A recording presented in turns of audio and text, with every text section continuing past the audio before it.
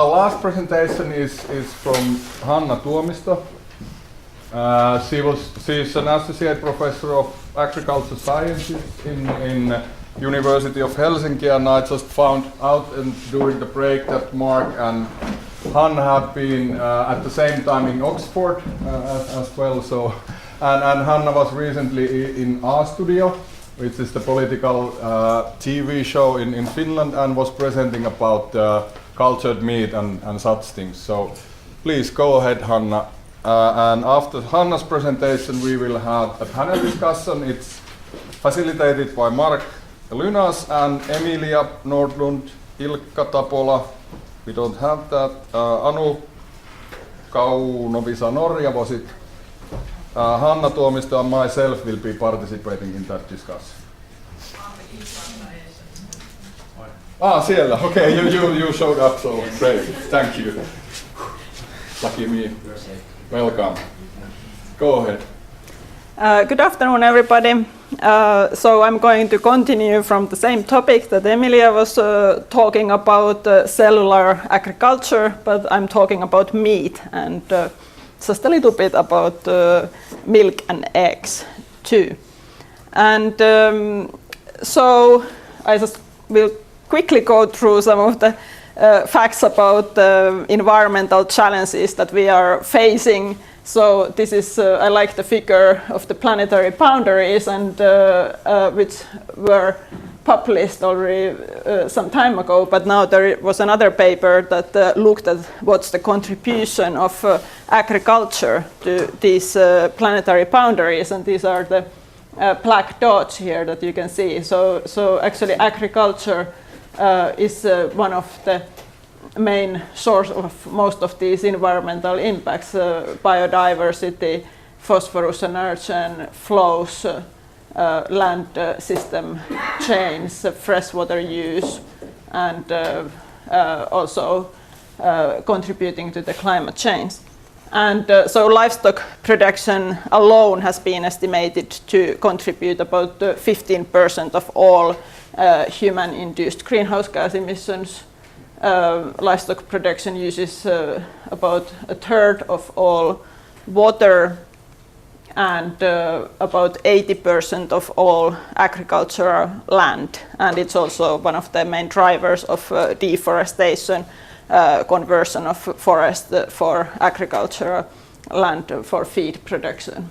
And because the consumption of animal-based foods are increasing, I have done some draft calculations that by 2050 we would need to convert all the forest in the world to agricultural land if we don't change the way how we produce livestock products or change the diets.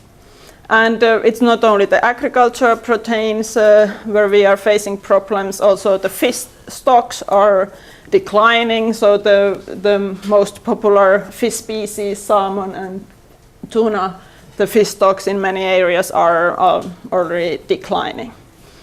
And so then, of course, why wouldn't we just start to eat vegetarian food? So this is a study from the Oxford University that showed that by 2050, if we don't change the diets in the world, the greenhouse gas emissions would increase significantly. But if we would change to vegan or vegetarian diets, we could cut the emissions more than half. And so we already have lots of really good vegetarian meat substitutes, and but still, for some reason, even in Finland, we have nyhtökaura and härkis, and still the consumption of meat is increasing. And so, of course, it's hard to say why these are not good enough, but the idea in cellular agriculture is to produce exactly the same foods, or at least very close to the same foods than the current livestock products are. So by using cell culturing technologies for producing meat, for example, from livestock cells, or then using, so these are actually divided the whole field of cellular agriculture to two different groups of products. So the cellular products, which consist of the actual cells that have been cultured, like cultured meat. And then the acellular products are types of products that Emilia was talking about, where a microbe synthesizes a protein or some other substance, and then the microbe is extracted and used for the final product, but not the protein is extracted from the only used for the final product, but the microbe is not in the final product at all. And so here the examples are milk proteins, casein, ovalbumin, omega-3 fatty acid, gelatin, vanillin. And with the cellular products we could make, or technologies, we could make meat, leather, fur, wood, and offal, for example. And so the reasons why we are doing this are really the aim to improve the sustainability of producing food, but also adapting to the environmental changes, because these are produced in the closed systems, so they are not so much exposed to the environmental changes. Then the animal welfare and right issues. Consumer acceptance of course is a big question, but the idea is that if the products would be so close to the current livestock products, so then consumers wouldn't need to change the food dietary habits. But of course, it's still for the consumers a huge question that even though the product is physically exactly the same, but if it's produced in a different way, it can be more important than what the physical object is. So this needs more work. Health. So here in cellular agriculture, it's possible to modify and control the nutritional content. It's possible to decide what kind of fat we add into the products, or do we add any fat at all. And so now I will concentrate on cultured meat, which is quite different process compared to these milk and egg proteins synthesized by microbes. So those kind of microbial proteins, those are much closer to the scale up, but here in cultured meat production there are still much more challenges. And so how cultured meat is produced. I also put here some other names that are used for it. I like to use the cultured meat because I haven't really, or I don't know, the other options would be clean meat, in vitro meat, artificial meat, cell-based meat is now a new word, but all meat is cell-based. So, and in Finnish I haven't really found any good name. Keinoliha, artificial meat, really bad. Viljelty liha, that would be close to cultured meat, but it still sounds a little bit funny in Finnish.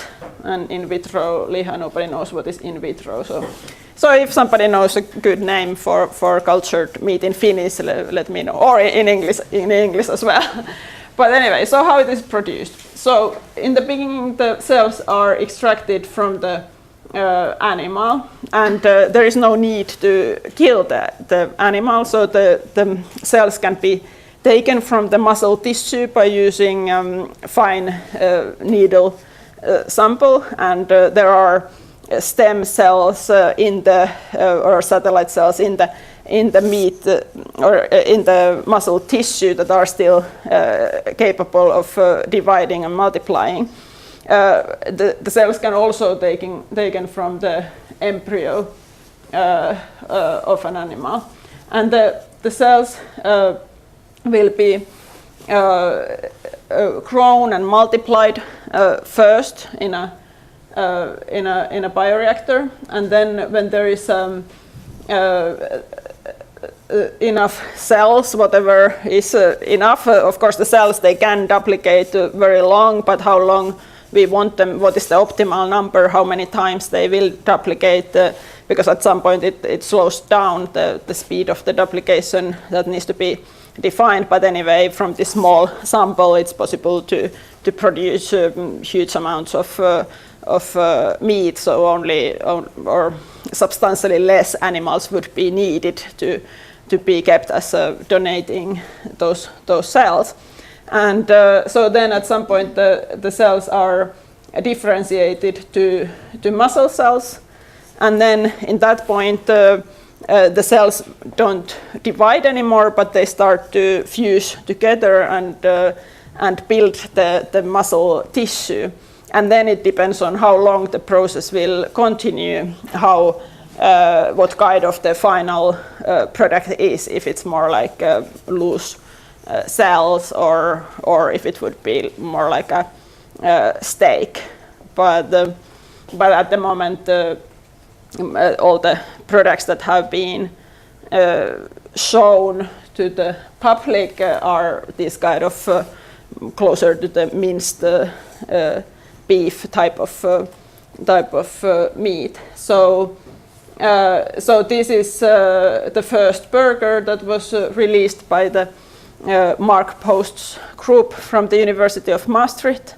So they presented this in a live media event that was possible to watch online, and there were 2 food critics who tasted the burger made of beef cells, and the first comment was that it tastes like cake, and that's because it had so much breadcrumbs as a binding material, and then some meat cells there mixed with it, and it was colored with beetroot color. So it was not still quite close to 100% beef burger, but at least it was an example that something like that is might be possible to achieve. And now there are many other startup companies that are starting almost, now it's very frequent when there is a new startup coming up, and different startup companies have released different products, but we don't really know what all of these include, but different groups are working with different species. There are also startup companies developing cultured fish, for example. But there are still many challenges before this production can be scaled up, and one of the issues is the bioreactor design and how to keep the cells alive in these bioreactors. And so the requirements for the first part, when the cells divide, are different than when the cells are muscle cells, and they also require some kind of surface to grow on, which is called scaffold. And this scaffold, also the material, what is it made of? Would it be part of the final product, or would the cells be removed from the surface of it before harvesting? Those are all questions. And also, if the aim is to make steaks, what the process would be, how it would be possible to get the nutrients to all cells in the tissue. So there are still many open questions. And one idea about the bioreactor is use this kind of hollow fiber bioreactor that has these kind of alginate fibers where the cells grow. And then a second major issue is the growth medium, the nutrition medium where the cells grow. And the problem is because all of these technologies are coming from the medical field for making basically for human transplants and things like that, which are the price is much higher. So in those kind of processes, they use serum from animals, and that is of course really expensive, and it's not feasible to use. And when the idea is to replace animals, then we would need to aim at using medium that is completely animal component free. But this is difficult to replace because nobody really knows what are the exact chemicals in it that we need. And there are people have tested with different things, yeast and cyanobacteria. Some of these options work for some cell lines, but not all. And so there is lots of development needed in this area. And now if we look at the environmental impact, so I have done some research about trying to estimate the environmental impacts of producing cultured meat in large scale. So now if we look at the greenhouse gas emissions per unit of product, cultured meat would be somewhere here. The uncertainty is really high, but so most likely lower emissions compared to ruminants, beef and sheep, but then not necessarily lower compared to chicken. And then if we look at the energy use, so this is the major problem here. This is only the industrial energy needed to produce these products. So this doesn't include, for example, the energy content of feed that the animals eat. So, but the energy consumption seems to be really high for running the bioreactors, and they need heating and cooling, and also for producing the medium. But then the greenhouse gas emissions in cultured meat production, they are mainly, so now we are looking at the per unit of protein here. So here the greenhouse gas emissions depend a lot on the source of the energy for running the bioreactor. So if that's a low emission source, then the greenhouse gas emissions are lower as well.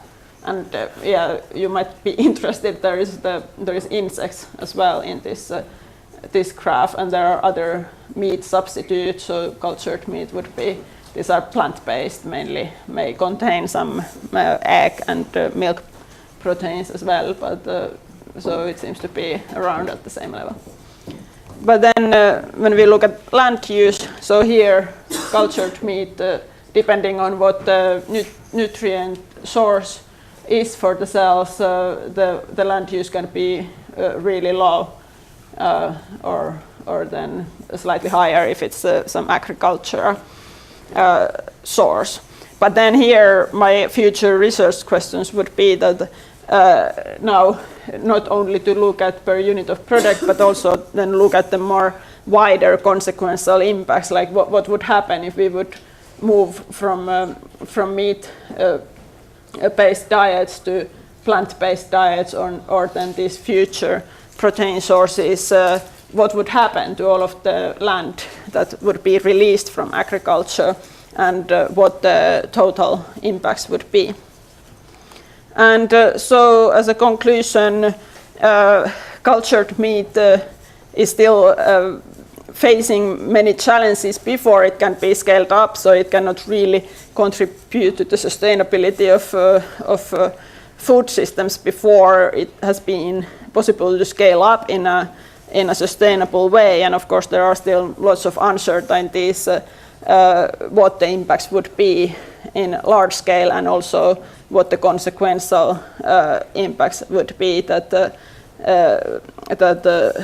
would happen as a result of changing the systems and agriculture and land use in general. And so meanwhile, because there has been slightly a problem that people think that cultured meat and all of these future technologies will solve all the problems, so we don't need to do anything. We just wait for them to come. But meanwhile, we really need to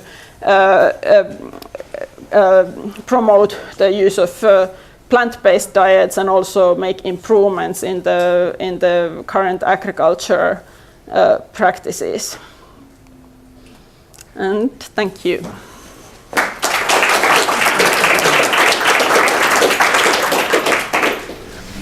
Excellent presentation. And maybe one comment here is also the scale that is highly important in anything that relates to what we are eating. So that, like Hanna mentioned, that okay, now the cultured meat is coming up, problem solved. But the scale is so huge that normal people like me, we really have hard times to actually grasp how big the scale is needed to actually provide what we are eating today. So scale in any of the energy issues and also in food is of importance. So it's a different thing coming from the laboratory to actually make a global food production. But any questions to Hanna? What's your view on this? There's many times in discussion already on this consumer acceptability. That, I mean, how do people take like the concept of cultured meat? I mean, if you're a meat eater, that, I mean, do they think that it's somehow weird?